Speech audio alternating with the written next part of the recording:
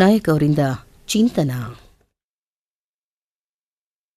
ತಪ್ಪುಗಳನ್ನು ಸಮರ್ಥಿಸಿಕೊಳ್ಳದೆ ಸರಿಪಡಿಸಿಕೊಂಡು ಹೋಗೋಣ.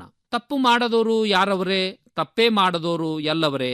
ಅಪ್ಪಿ ತಪ್ಪಿ ತಪ್ಪಾಗುತ್ತೆ, ಬಾಳೆ ಕೂಡ ಕಪ್ಪಾಗುತ್ತೆ, ತಿದ್ದಿಕೊಳ್ಳೋಕೆ ದಾರಿ ಐತೆ ಎಂದು ಖ್ಯಾತ ಚಲನಚಿತ್ರ ಸಾಹಿತಿ ವಿ ಮನೋಹರ್ ಬರೆದಿರುವ ಜನಪ್ರಿಯ ಹಾಡಿದೆ. ಹುಟ್ಟಿದ ಪ್ರತಿಯೊಬ್ಬ ಮನುಷ್ಯರು ಒಂದಲ್ಲ ಒಂದು ಸಂದರ್ಭದಲ್ಲಿ ತಪ್ಪು ನಿರ್ಧಾರಗಳನ್ನು ಕೈಗೊಳ್ಳುತ್ತಾರೆ. ಬದುಕಿಡಿ ಸಂಪೂರ್ಣ ಸರಿ ನಿರ್ಧಾರಗಳನ್ನು ಕೈಗೊಂಡವರನ್ನ, ತಪ್ಪೇ ಮಾಡದವರನ್ನ ನಾವು ಕಾಣಲು ಸಾಧ್ಯವೇ ಇಲ್ಲ. ಕೆಲವೊಂದು ಸಂದರ್ಭಗಳು, ಸನ್ನಿವೇಶಗಳು, ಧಾವಂತಗಳು, ಒತ್ತಡಗಳು ಮನುಷ್ಯರನ್ನು ವಿವೇಕ ಕಳೆದುಕೊಳ್ಳುವಂತೆ ಮಾಡುತ್ತವೆ.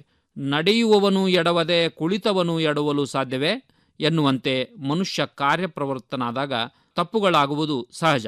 ಹೆಜ್ಜೆಯನ್ನು ತಪ್ಪಿದಾಗ ಮನುಷ್ಯ ಜಾರಿ ಬೀಳುವುದು ಸಹಜ. ಅದೇ ರೀತಿ ಬಿದ್ದವನು ಮೈ ಕೊಡಿಕೊಂಡು ಎದ್ದೇಳುತ್ತಾನೆ, ಮತ್ತೆ ಬೀಳದಂತೆ ಎಚ್ಚರ ವಹಿಸುತ್ತಾನೆ. ತಪ್ಪುಗಳಾದಾಗ ಮನುಷ್ಯ ಅದನ್ನು ಮನಗಂಡು ಮತ್ತೆ ಅಂತಹ ತಪ್ಪು ಪುನರಾವರ್ತನೆ ಆಗದಂತೆ ನೋಡಿಕೊಳ್ಳಬೇಕು. ನಡೆಯುವ ದಾರಿ ಅಡ್ಡದಾರಿಯಾಗಿದ್ದರೆ, ಅದು ಗೊತ್ತಿದ್ದೂ ನಡೆಯುತ್ತಿದ್ದರೆ ಅದು ಕ್ಷಮೆಗೆ ಅರ್ಹವಾಗದ ತಪ್ಪು. ಗೊತ್ತಾಗದೆ ಹಾದಿ ತುಳಿದವನು ಅದರ ಅರಿವಾದಾಗ ಮತ್ತೊಮ್ಮೆ ಅದರ ಗೊಡವೆಗೆ ಹೋಗದಿದ್ದರೆ ಅದು ಜಾಣತನ.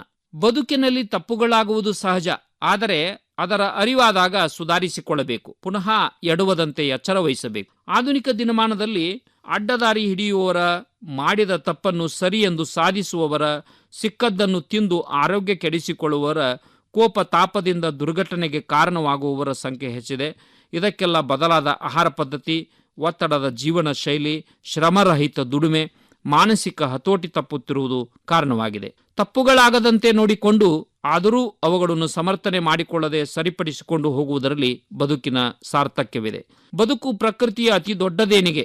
ಯಾವುದೇ ಕಾರಣಕ್ಕೂ ಎಲ್ಲರಿಗೂ ಬೇಡವಾಗಿ ಬದುಕುವುದಕ್ಕಿಂತ ಬೇಕೆನಿಸಿಕೊಂಡು ಬದುಕುವುದರಲ್ಲಿ ಬದುಕಿನ ಪ್ರಯೋಜನವಿದೆ. ತಿಳಿಯದೇ ಮಾಡಿದ ತಪ್ಪುಗಳು ಕೇವಲ ತಿರುವುಗಳನ್ನು ಕೊಡುತ್ತವೆ, ಆದರೆ ತಿಳಿದು ಮಾಡುವ ತಪ್ಪುಗಳು ತಮ್ಮ ಜೀವನದ ದಿಕ್ಕನ್ನೇ ಬದಲಾಯಿಸಿಬಿಡುತ್ತವೆ ಎಂಬುದನ್ನು ನಾವು ಸದಾ ಗಮನದಲ್ಲಿಟ್ಟುಕೊಂಡಿರಬೇಕು.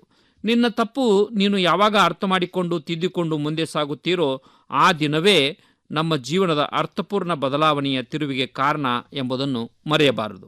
ಮಹಾತ್ಮ ಗಾಂಧೀಜಿಯವರು ಬಾಲ್ಯದ ದಿನಗಳಲ್ಲಿ ಹಲವು ತಪ್ಪುಗಳನ್ನು ಮಾಡಿದರೂ ಮತ್ತೆ ಮುಂದೆ ಅವುಗಳನ್ನು ಮುಂದುವರಿಸಲಿಲ್ಲ. ತಾವು ಮಾಡಿದ್ದು ತಪ್ಪು ಎಂದು ಅರಿವಾದ ಕೂಡಲೇ ಕ್ಷಮೆ ಕೇಳಿ ಪಶ್ಚಾತ್ತಾಪಪಟ್ಟು ಇನ್ನೆಂದೂ ಅಂತಹ ತಪ್ಪುಗಳನ್ನು ಮಾಡದಿರುವ ನಿರ್ಧಾರ ಮಾಡಿದರು. ಸಹಜವಾಗಿ ಆದಷ್ಟು ತಪ್ಪುಗಳ ಪುನರಾವರ್ತನೆಯಿಂದ ದೂರ ಇರಬೇಕೆಂದರೆ ಮಹಾತ್ಮರು ಹೇಳುವ ಹಾಗೆ ಬಾಲ್ಯಕಾಲದಲ್ಲಿ ನಾವು ಮಾತೆಯ ಹತ್ತಿರ ಇರಬೇಕು. ತಾಯಿ ತನ್ನ ಮಗು ತಪ್ಪು ಮಾಡಿದರೆ ತಿದ್ದಿ ಇನ್ನೆಂದೂ ಇಂತಹ ತಪ್ಪು ಮಾಡಬಾರದು ಮಗು ಎಂದು ಬುದ್ಧಿ ಮಾತನ್ನು ಹೇಳುತ್ತಾಳೆ. ಯೌವನದಲ್ಲಿ ಮಹಾತ್ಮರ ಹತ್ತಿರ ಇರಬೇಕು. ಸಂತರ ಮಹಾಂತರ ಉಪದೇಶಗಳು ನಮ್ಮ ಕಿವಿಯ ಮೇಲೆ ಬೀಳುತ್ತಾ ಹೋದರೆ ತಪ್ಪುಗಳ ಸಂಖ್ಯೆ ಗಣನೀಯವಾಗಿ ಕಡಿಮೆಯಾಗುತ್ತದೆ.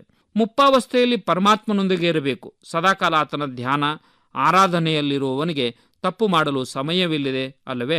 ಈ ಮೂರೂ ಸಂಗತಿಗಳನ್ನು ಗಮನದಲ್ಲಿಟ್ಟುಕೊಂಡರೆ ಬದುಕು ತಪ್ಪುಗಳಿಂದ ವಿಮುಖವಾಗುತ್ತದೆ.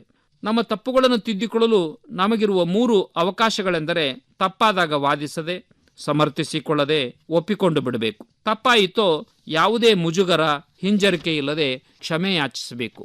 ಕ್ಷಮೆ ಕೇಳಿದಾಕ್ಷಣ ನಾವು ಚಿಕ್ಕವರಾಗಿ ಬಿಡುತ್ತೇವೆ ಎಂದೇನೂ ಇಲ್ಲ. ಕ್ಷಮೆ ಕೇಳಿಕೊಳ್ಳುವುದು ದೊಡ್ಡತನದ ಲಕ್ಷಣ. ಒಟ್ಟಿನಲ್ಲಿ ಎಲ್ಲರಿಗೂ ಬೆಳಕಾಗಿ ಬಾಳುವ ಬಾಳುವೆಯ ಹಾದಿಯಲ್ಲಿ ಹೆಜ್ಜೆಗಳು ತಪ್ಪದಂತೆ, ಸಂಬಂಧಗಳ ಕೊಂಡಿಕಳಚದಂತೆ, ಗೆಳೆತನದ ಪ್ರೀತಿ ಗೌಣವಾಗದಂತೆ ಇರಬೇಕಾದುದು ಇಂದಿನ ಅಗತ್ಯ ಕೂಡ ಹೌದು. ಅಂತಹ ಪ್ರಾಮಾಣಿಕ ಪ್ರಯತ್ನ ನಮ್ಮೆಲ್ಲರದೂ ಆಗಿರಲಿ.